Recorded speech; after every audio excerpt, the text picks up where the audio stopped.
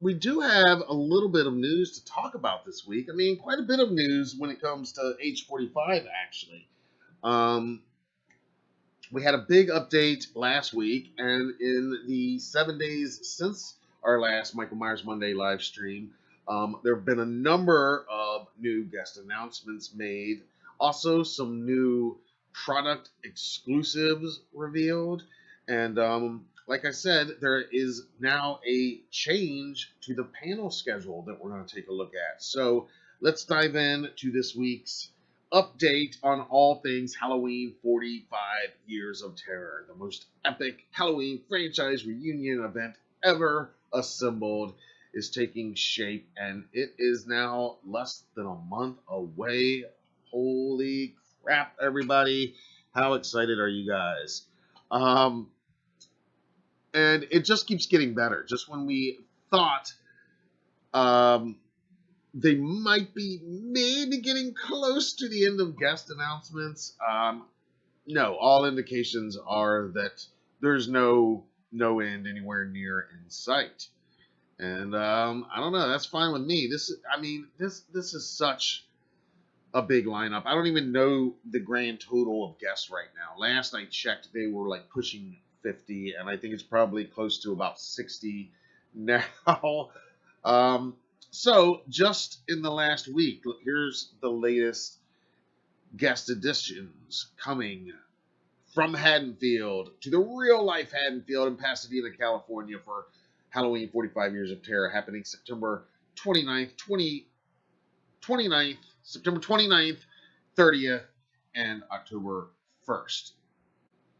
First up, our friend Michelle Dawson, who plays Nurse Deb in Halloween Ends, will be appearing September 30th and October 1st at the Pasadena Convention Center at Halloween 45 Years of Terror. I thought Michelle did a great job as Nurse Deb. I think Nurse Deb was one of the more memorable characters introduced in Halloween Ends. She's a brand new character, and she has a great scene with both, actually, Michael Myers and Corey Cunningham.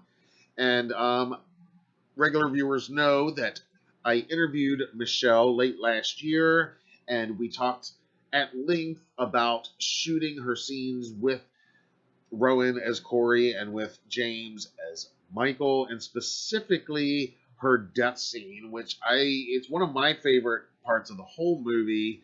And when I interviewed James Jude Courtney most recently this past Halloween, he gave us our rundown of his favorite kills from all three of the movies. But his number one favorite kill from all three of the movies, his favorite kill was this one.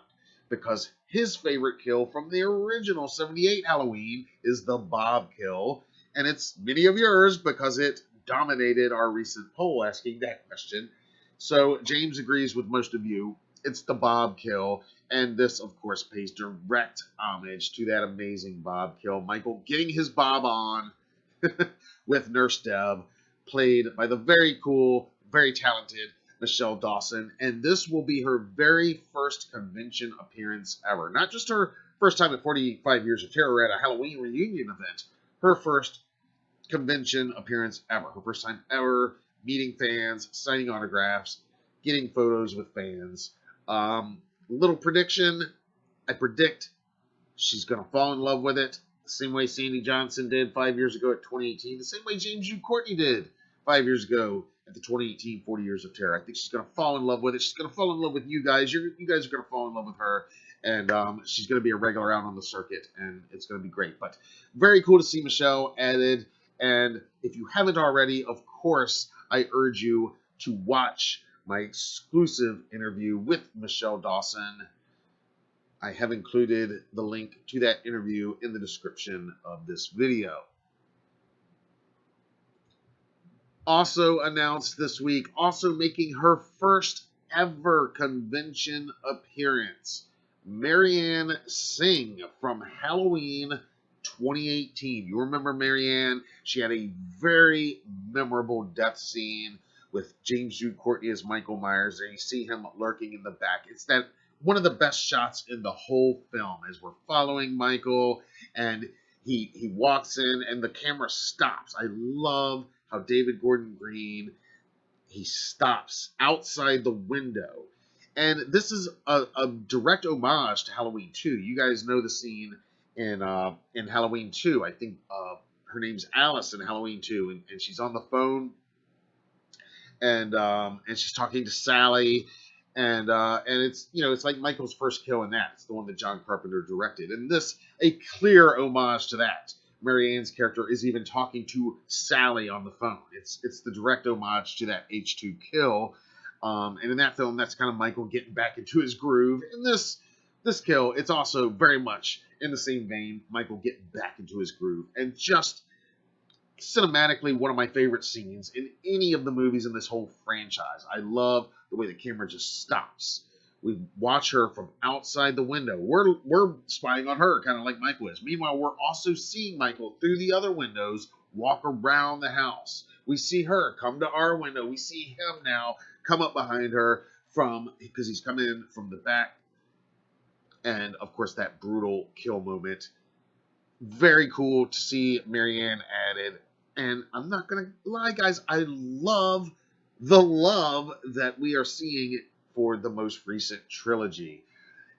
I know some of these films were polarizing and not everybody loved them. I have loved every single one of them, and I am super excited that these guests are making their first ever appearance and are going to meet you guys, because I just think it's going to be a magic love fest made in Haddonfield. But that's not all. This is one of the coolest guest announcements. Absolutely. You guys know how much I love Halloween Kills. I've said it many times. It's hard for me to ever pick favorites, because when it comes to this stuff, I love all of it so much that my favorites change depending on the day, depending on the hour, depending on my mood. But I think Kills might be my favorite of these recent three. And man, a big part of that, a huge success was that recreation, that bringing Dr. Loomis back to life on screen, thanks to the amazing prosthetics work of our buddy Christopher Nelson and his team, of course, and the performance of Mr. Tom Jones Jr., who was not even a professional actor. He was there working on set and happened to look a lot like Donald Pleasance before the prosthetics. But man, when they applied it for those flashback scenes, just amazing. So to have Tom there, also, we've got our flashback Michael there as well, with Aaron Armstrong. Very cool guest addition. And again, while Tom has made convention appearances before, he certainly wasn't at the 2018 or any prior Halloween reunion, because obviously Kills had not, it didn't exist until now. So, very cool guest addition. And yeah, I mean, one of the few people in this entire franchise. I think I said a few weeks ago that when we were talking about Malcolm McDowell, I said, only two people have ever played Dr. Loomis in this franchise ever. And I misspoke when I said that. I have to retract that. That is wrong info. I was mistaken. Durr. Sometimes I get a little loopy on here as it gets late here on Mondays, and I say stuff that might be a mistake every now and then, and that was because absolutely Tom Jones Jr., the third and most recent person to play the legendary Dr. Loomis. But that's not all. Director Steve Miner, of course, director of Halloween H2O 20 years later, and he's directed many other genre favorites, most notably probably Friday the 13th Part 2 and Part 3, as well as House and a bunch of other stuff. And H2O, of course, it's one of my favorites in the franchise. I've talked about it many times. Everybody loves H2O, and I love seeing the directors coming and the filmmakers actually being there. Not to take anything away from the actors, obviously, but I love that Rick Rosenthal is going to be there. I love now that we've got Steve Miner. I would love to see some other directors from the franchise be there as well. But that's not all. Check this out. Genre legend, Scream Queen, and Halloween alum, director's cut alum, Adrian Barbeau has been added to the guest list. I met Adrian briefly at H40 in 2018, and she was cool enough to talk to us for a few minutes. Of course, Adrian did not appear in Rob Zombie's theatrical version of the Halloween remake, but she does appear in the director's cut on the DVD.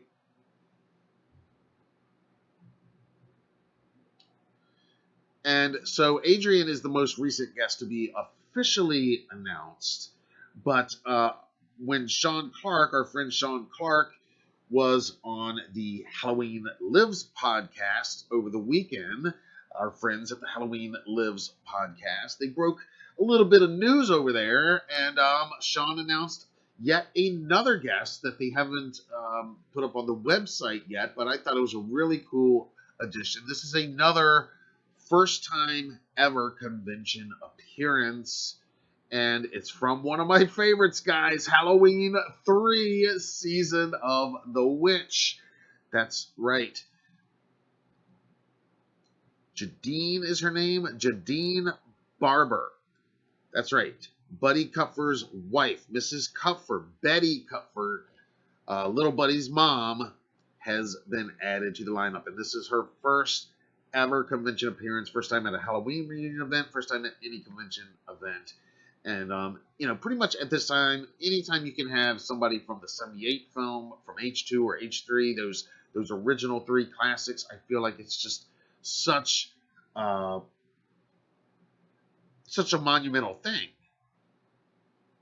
Because those films, they're all, well, I mean, the original is 45, and they're all, more than 40 years old now. And so to find some of these actors now, all these 4 decades later, and bring them into this, and I just wonder, are they going to have that experience like Sammy Johnson did 5 years ago, where it's like, oh my gosh, I had no idea there was all this love for my work and for my place in this franchise and in cinema history out there. So certainly might be life changing for Jadine, or maybe she's overwhelmed with it. But in any case, really cool addition. And you guys know I love my Silver Shamrock, love some H3, so love the H3 love.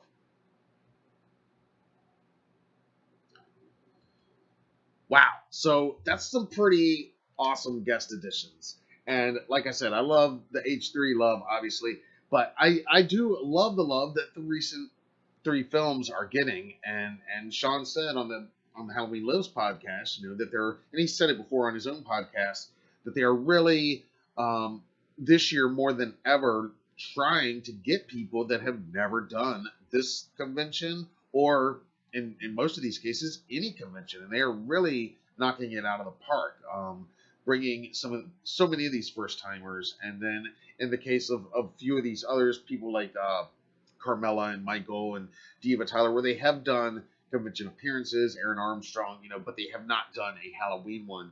I think it's kind of smart from the booking standpoint. I know that means that there might be some franchise alums that were there 5 years ago and in previous years that may not be invited this year. I don't know. All I know is not everybody from 2018 has been added yet. So many people that weren't there in 2018 have been added. And again, I don't know what the total number is right now. I think it's around 60, but my gosh, and we're still, 4 weeks out, and they're not done. Pretty insane. So give me your thoughts on this guest lineup. And we also have talked a little bit about the fact that this year, more than ever, more than any of the other Halloween reunion events, they're going to have convention exclusives. You see this a lot at San Diego Comic-Con and New York Comic-Con, events like this, where companies, Funko and NECA and what have you, will put out these limited edition. Sometimes it's a variant of something they've already put out, and it's something you can only get exclusively at the event. You got to be there. You got to get there early. It's going to sell out. So very fittingly, 45 Years of Terror is going to have some of those events from some of our favorite brands that we all know and love. And some of those have been announced and have been put out there. We talked last week about that limited edition Dr. Chalice Halloween 3 figure from NECA. That's going to be totally badass. And again, just 1,000 of them made, numbered. It's going to be amazing. But that's not all for figure collectors like myself. You guys know I love the retro style 3 3/4 inch collectible figures. Well, Fright Rags is bringing an H45 exclusive blood splattered variant of their Michael Myers The Shape collectible action figure that was released, I think, last year, or was it 2 years ago? I think it was released last year. Yeah, 2022. And this will be available at the Fright Rags booth. They're going to go so quick. But I think this is a very cool idea to have more convention exclusives. Like I've said before, if we do indeed make it to Pasadena, we're gonna be on such a budget and eating like peanut butter and jelly from now until next year, and just so I don't know how many souvenirs I'm gonna have room for, but in a perfect world, I would be all about this. I do have the regular version, and this is one of the rare figures where I did get two, guys. I don't always do that, but I did purposely, when these came out, I pre-ordered two of each of the initial three so that I could open one and also keep one in the package, even though I don't normally keep most of my collectibles in the package. The packaging are just so cool and so awesome. And also, you can't have Michael without Laurie. We're also getting a Final Girl variant, blood splattered Laurie Strode.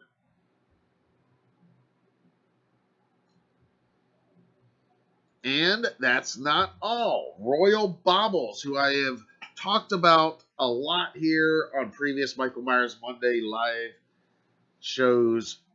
Royal Baubles just totally killing it in the bobblehead game, and really just coming up with cool ways to recreate iconic scenes, specific moments from our favorite horror movies, featuring our favorite horror icons, and they've done many great ones of Michael Myers.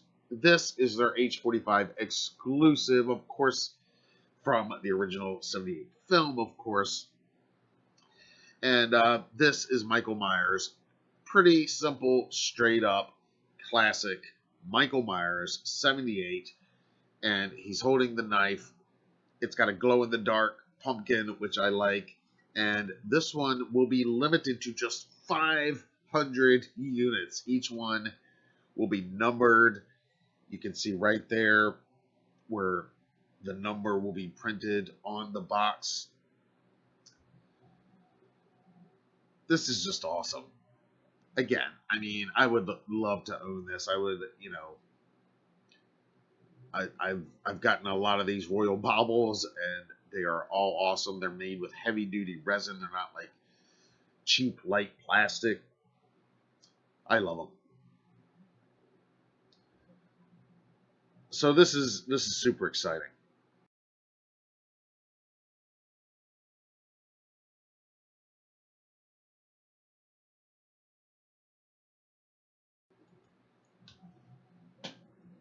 All right, and we do have one other quick little news bite about H45. Now, as you know, with any event like this, everything is subject to change at the last minute. Guests, any of these guests could cancel right up to the day of even. Everything's subject to change. But the panel schedule has already changed from when we last discussed it. So I want to go over to Halloween45.com, and if you click on schedule, and again, it very well could change again. And this is very interesting because if you remember just a few weeks ago, the very first panel listed was a Curse of Michael Myers panel. That was going to be the event to kick off Saturday. Kind of an odd choice. But then I started thinking, well, it might be like a placeholder. It might be that they put it there, and that way they can put a Michael Lerner up there, maybe because he's not SAG-AFTRA and he's not an actor, maybe, and that's going to be a completely safe thing. I started thinking because I'm curious about how any of these panels are really going to work with any of these actors who are SAG-AFTRA when, the way I understand it, they're not supposed to be talking about not just current or future projects, but even past projects. And I know in this case, the studio, which is who they're all, you know, striking against. I mean, the studio, well, it's different for all these films. It's Universal most recently. It's Blumhouse, but it's also Malick, I guess, right? I mean, it's Trancas. And in that case, I mean, are they striking against him right now? I don't think so. I mean, so those are questions I have that I don't have the answer to right now. But what I do have is a revised panel schedule over on the official website. And check this out. That curse panel that was going to kick things off on Saturday has now been removed. Or seemingly removed, at least. There was a live podcast scheduled. That has now been moved up. That will now be the kickoff event. It doesn't state what podcast, but there will be a live podcast to be announced at noon on Saturday now. Now, I speculated before, of course, it could be Sean and Christopher's Thing with Two Heads podcast. But I kind of feel like they're going to be a little bit too busy and aren't going to want to do that there. I think the more likely possibility could very well be our friends Scout and Danielle and their Talk Scary to Me podcast. I wouldn't be surprised if maybe they're going to kick things off with a live podcast. That could be cool. That's going to be followed at 2 p.m. with the Halloween 2 panel, and then at 3 p.m. with the Halloween 3 Season of the Witch panel. And I don't recall if this changed much. But that's certainly going to make it easy for us to remember. 2 o'clock, H2. 3 o'clock, H3. Then, this is the most interesting change. 4 p.m., there is a to-be-announced Halloween panel. Now, all of these say hosted by to-be-announced. We've talked about that before, that Sean has revealed that there's going to be various guest moderators. He mentioned Spencer from Ice Nine Kills might be one of them. So people like that I can see. But this mystery panel I'm very curious about. What's that going to be? Could that be that curse panel that they put up before? And there is something to that. Or was that curse panel more a placeholder and this is something? Or is this just a placeholder? Because again, I mean, the strikes, honestly, they could end tomorrow. And that might open a lot of possibilities that aren't open right now with certain actors. Following that, wrapping up the event. And this is a change too, because originally the schedule had the Halloween 78 panel as the final event of the whole convention. The Sunday, the last panel on Sunday. That was when they did the 78 panel 5 years ago in 2018. It was the very last one they did on the second day, on the last day of the whole thing. This time it's the last panel of the first day. So, interesting change. I kind of like that, though. And then there will be the after hours event. And they've not announced what that is or where that is. But apparently doors will open at 8 p.m. Whatever the entertainment is will begin at 9 p.m. VIP ticket holders, that is included with their VIP tickets, but very cool non-VIP ticket holders, it's just a $10 cover to get in. Moving into Sunday. Now the Halloween 4 panel is still scheduled to kick off the Sunday events. That's going to be followed at 1 p.m. by Rob Zombie's Halloween and H2 panel. Then 2 p.m. A big one for me, I think for a lot of you guys, 2 p.m. on Sunday is the most recent Halloween 2018 trilogy panel. And then the last 2 panels on Sunday will be at 3 p.m. Merchandising Myers, and then the Art of Halloween panel.